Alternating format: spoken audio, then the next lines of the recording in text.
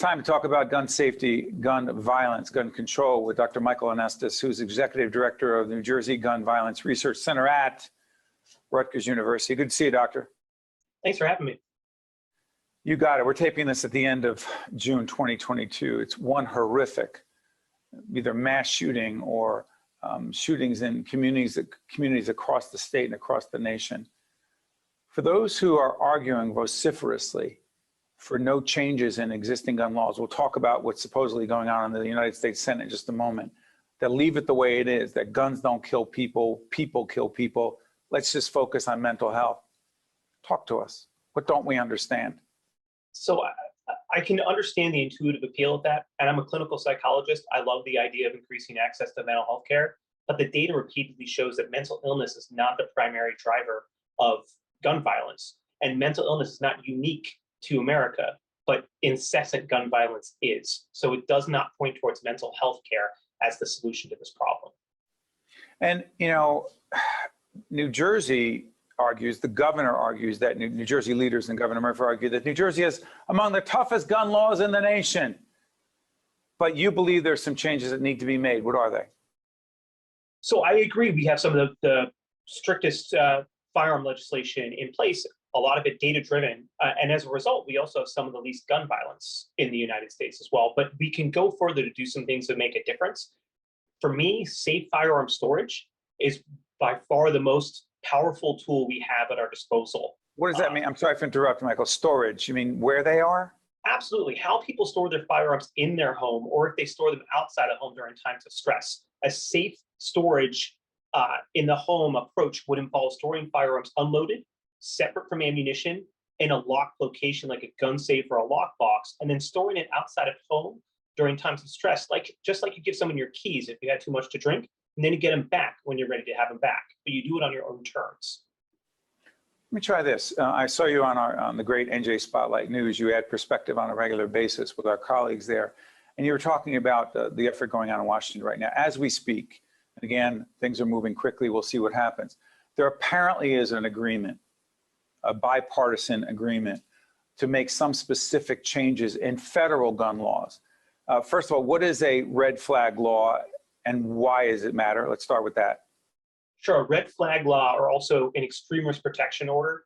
It's a form of legislation that allows certain folks, like family members or law enforcement, to petition a court to say we have evidence of imminent risk to self or other, and so we need to temporarily remove this individual's access to firearms. So to get due process, certain individuals present a lot of evidence, and a judge then issues an order or not. What else is in that alleged or supposed agreement?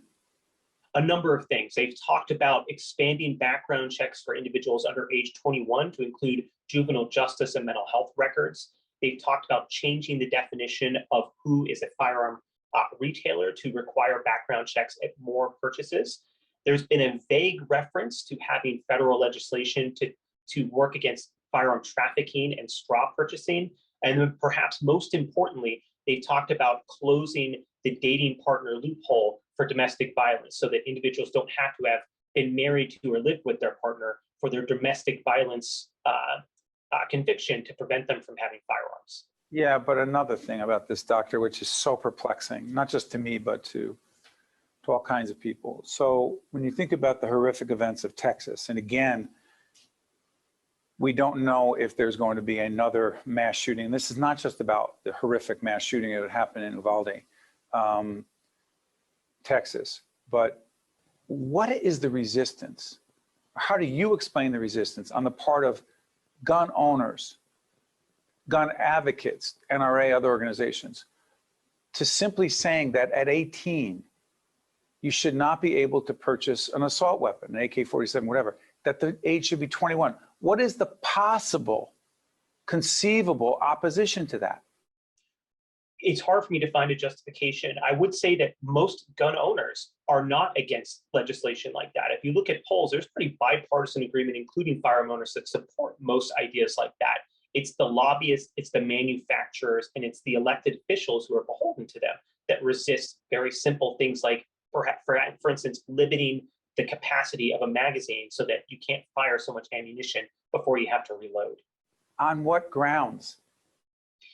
They generally argue it's a slippery slope. that if you allow one thing to happen, that eventually everyone's going to come for your guns. And quite frankly, this lines up with the general marketing scheme of firearms, which is the world is dangerous, so protect yourself with firearms, and the government's dangerous. They want your guns, so gather more. If you maintain that narrative, it increases the profit margin. Doctor, the former president, Donald Trump, said that what we need, simply put, more guns in the hands of teachers, more guns in the hands of those who you're shaking your head.